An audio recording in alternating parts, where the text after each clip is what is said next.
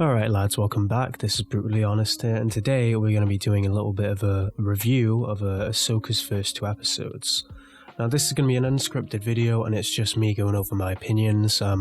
This isn't necessarily a breakdown video or even an Easter egg video. I'm just going to be going over what I think of the show so far, some of the things I maybe don't like about it, and then also maybe go over what we could possibly be seeing in the episodes coming. So yeah, but to start it off, do I like the show? Yes, I very much do. I think the show has started off pretty slow, but if you watch kind of Rebels, Clone Wars, even Bad Batch, that is something that I think Filoni is a bit notorious for. And I thought it was going to be way slower than it actually was on account of all the info I thought they had to get through, which brings me on to another thing. Like, if you haven't seen Rebels, like, is this show just mad confusing? Because they really don't explain it. And again, that's what I was saying. I thought episode 1 and 2 are literally just going to be them. It's like explaining everything that happened in Rebels. So yeah, be interesting to hear in the comments if anyone's been getting caught up by that. I guess while we're on the subject of things I maybe don't like about it, I'm not the biggest fan of Sabine being a Force user, or at least that's the route they seem to be going down. Given if the rest of the show continues to be good, I'll get over it and it's not that big of a deal, but as it stands at the moment, I'm not over the moon with that decision, just because I think it becomes one of those things where everyone's a Jedi, and it's never even remotely hinted at in Rebels. And I've seen people say online that they do kind of hint at it maybe with how knowledgeable about art she is, and how she basically figures out how to open the gate to the world between worlds, which none of the other Imperials could do, so maybe that would be an indication that she is Force sensitive. But in general, I'd find it a bit cringe. They could go down the route where maybe she uses it less for combat and more in the way of perception, which I'll be more up for. I think they do need to branch out the Force abilities a bit, so it isn't just push and all that type of crap. So maybe if they went down that route, I'd be into it. Again, if the rest of the show's good, I'll just suck it up, but as it stands, not the biggest fan. I did see online that people think that she could actually be a Night Sister, which again, I'm more up for than the Jedis, but than her being a Jedi, I should say. But I don't know, just because at this point she's had the Darksaber, she's a Mandalorian, she's going to be a Jedi. It's no, is it not kind of cheapening the whole Jedi Order or the factions within Star Wars? I don't know. When the show came out, I was watching it with my dad. And my dad, funnily enough, for being a bit of an older guy, is also big into Rebels and all that, so you can tell where I get my nerd shit from. But I could tell for a fact he was not the biggest fan of Ahsoka's acting.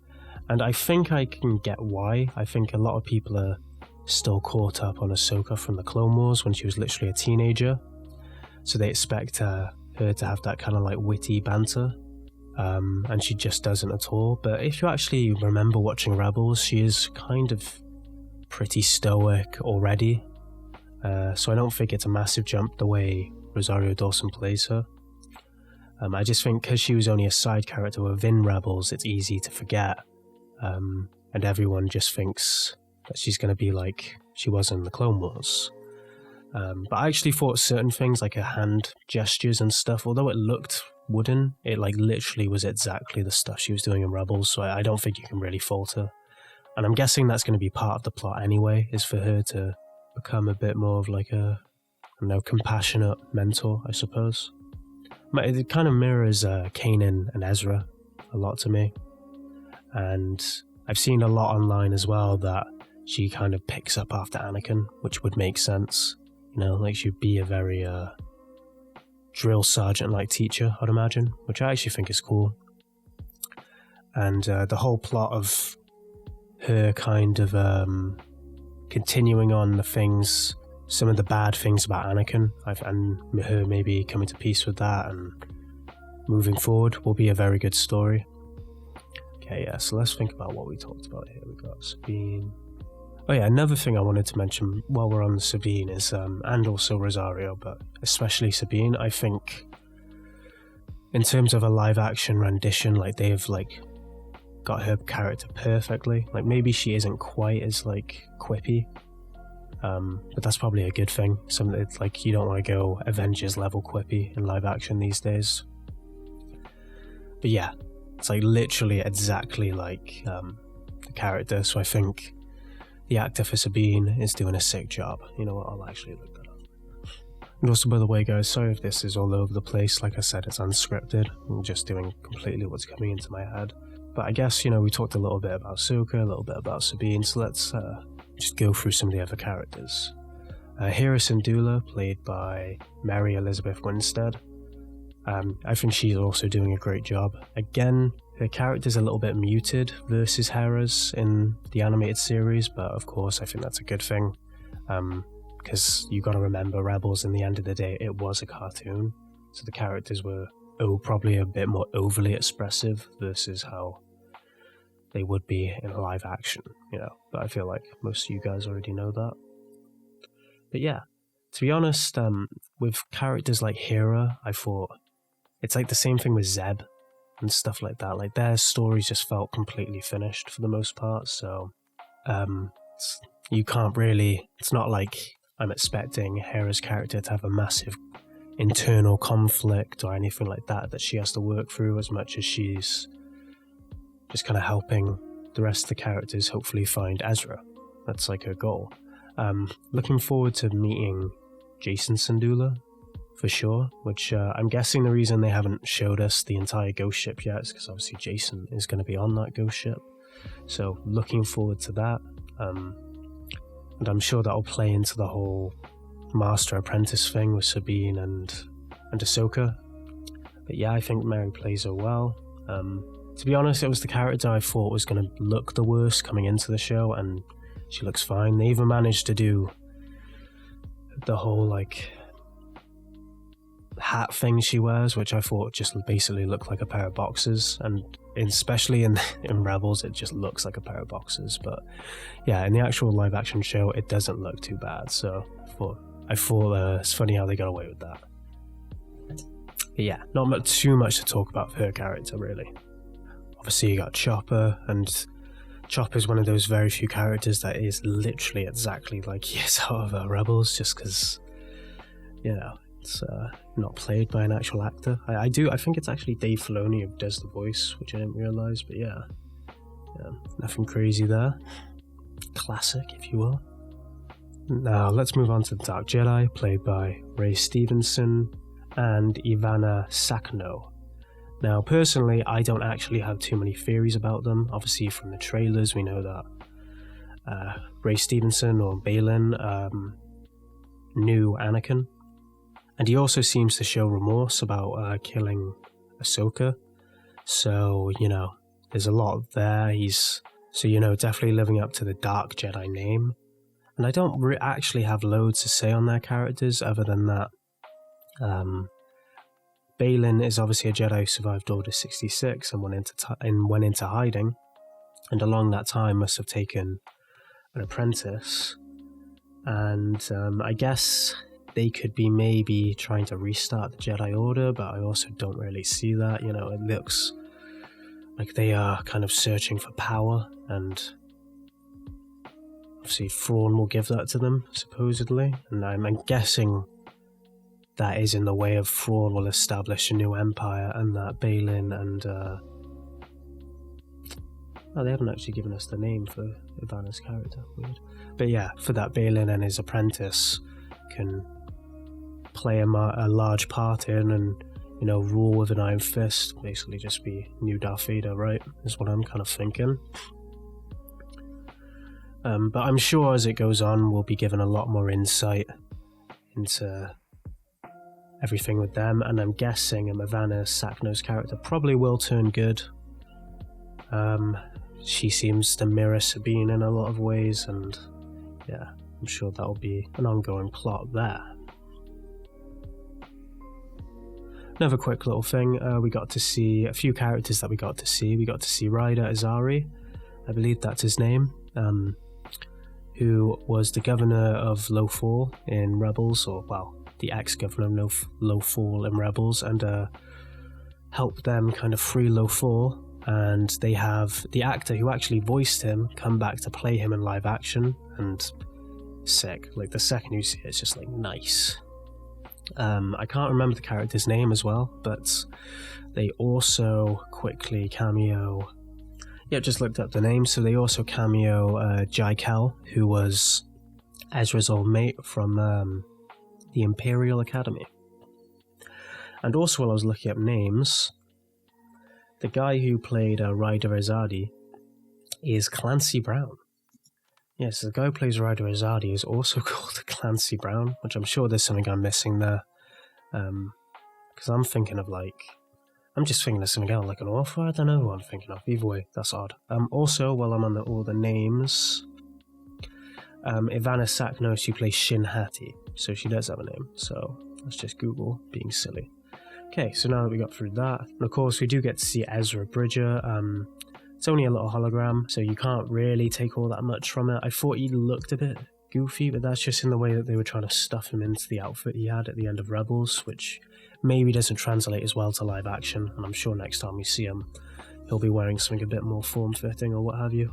But yeah, that's played by Iman Esfandi, and voice-wise, all lines up to me, so excited to see what he will do with the character when we get to see him, if we get to see him. But I really hope we get to see him this season. Okay, moving on, let's go through the other characters then, which leads us... Actually, we'll go through... Yeah, so let's talk about Morgan Elsbeth, played by Diana Lee Inosanto, and I'm really bad with names, so apologies for that. And there's not a whole lot to be said. Obviously, she is a Night Sister, which I don't know if I saw it in a video, a theory video. I probably did, but it just kind of felt right. Even before she said it, you kind of knew that she was a bit of a Night Sister. But obviously, that considering the Night Sisters got completely wiped out, that kind of begs a question of if there are other sects of Night Sisters out there somewhere. Well, obviously there's one, so there you go. But yeah, so she is kind of, I guess, a bit of a Nick Fury for the bad guys. I'm trying to think of a good example to use for that, but I don't have one. She supposedly can hear Thrawn and kind of has this mental link to him through the galaxy, and it's kind of her that all the information is coming from. Yeah, I think Diana plays her really well. Just not much to say. She is very good at playing that kind of mystical, evil, witchy kind of vibe. Very reminiscent to me of, in some ways, the villain from Power Rangers. I don't know why, but it reminds me of that. But obviously she's a very good villain, and it's only the first 2 episodes, so we haven't really been able to see her fully in action yet. Obviously we saw her fight Ahsoka in that one episode, but she was hiding her witch abilities.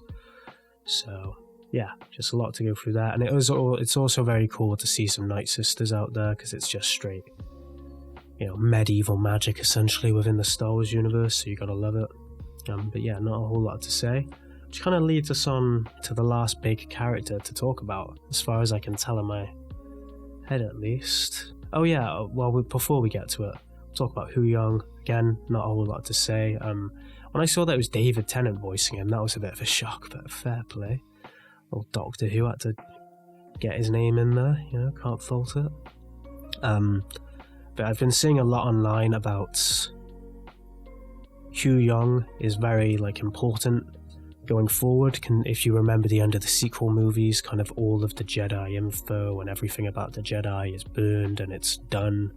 But as we saw with Hu Yan's ability to go through the records and figure out who Baylan Skoll was immediately, this guy essentially is the Jedi Order, and if Ahsoka has him, then you can just kind of flog off all that crap in the sequels, and because he has all the information on the Jedi Order, so in that way massively important. But not a whole lot to say about him either, just cool, witty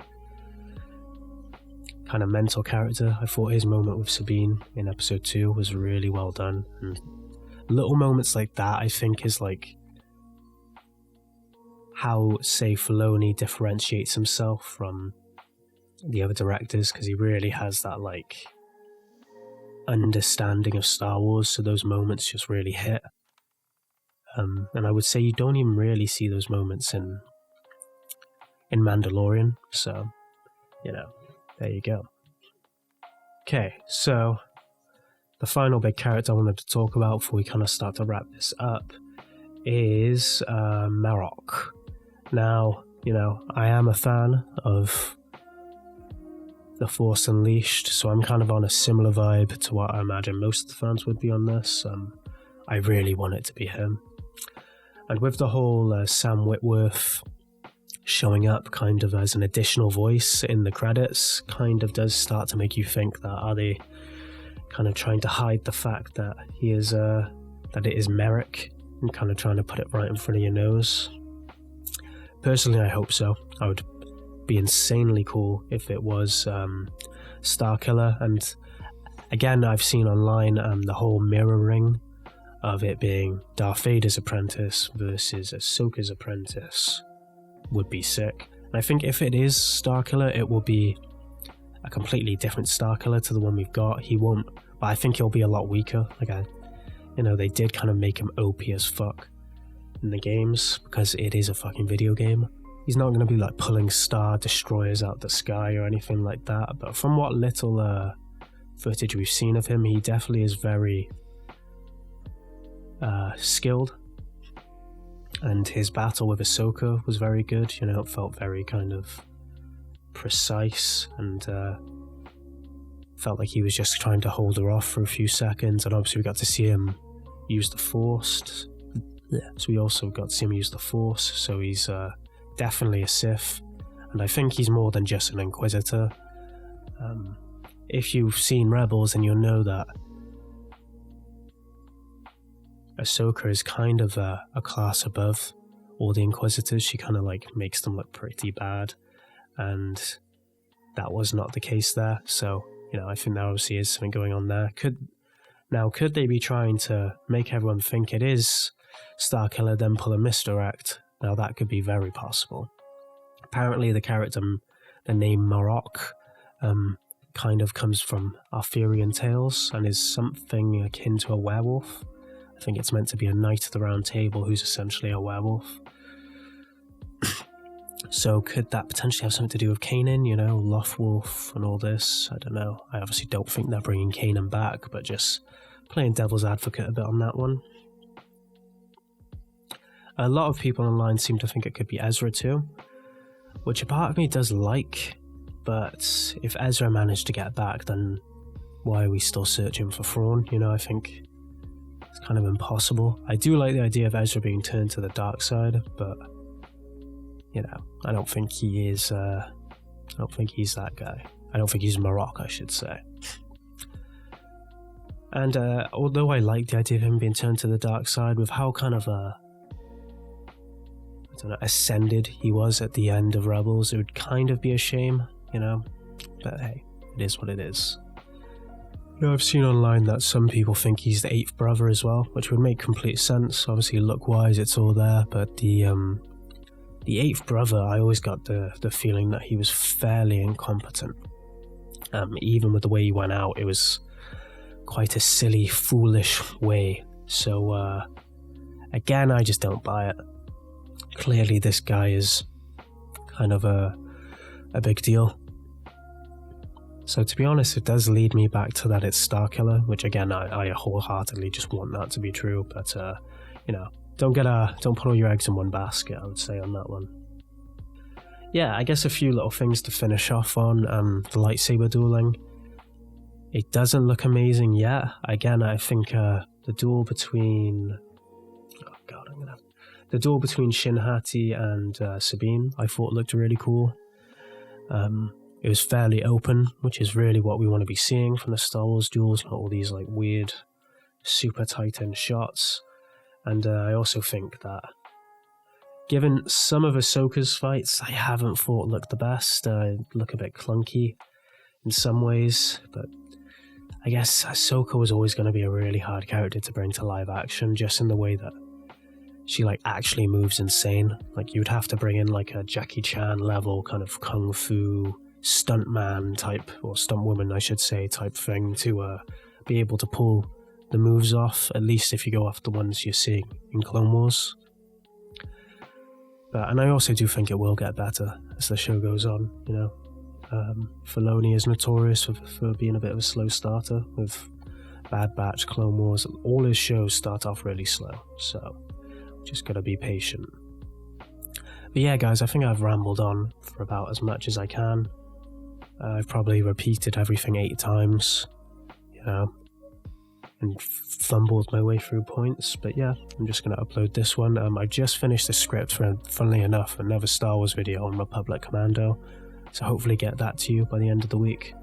But yeah, have a good one, lads, and I'll see you for episode 3.